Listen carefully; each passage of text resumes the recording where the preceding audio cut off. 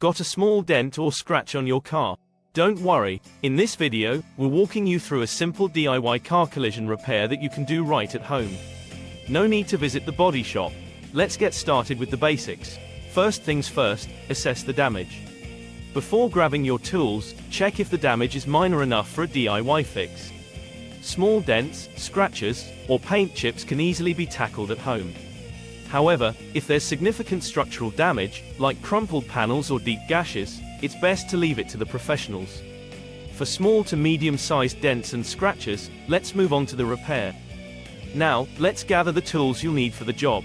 For minor collision repair, you'll need a suction cup dent puller, body filler, sandpaper, touch-up paint, and a polishing kit. You can easily find these tools online or at your local auto parts store.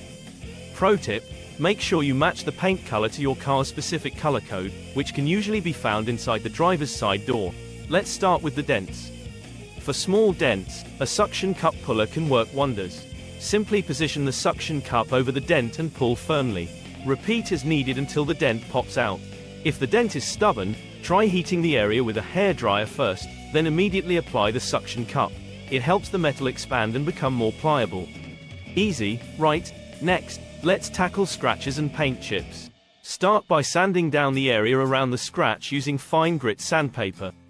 This smooths out any rough edges. Then, apply a thin layer of body filler if necessary to even out the surface.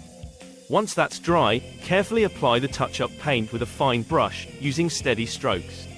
Let the paint dry completely before applying a clear coat for that glossy finish.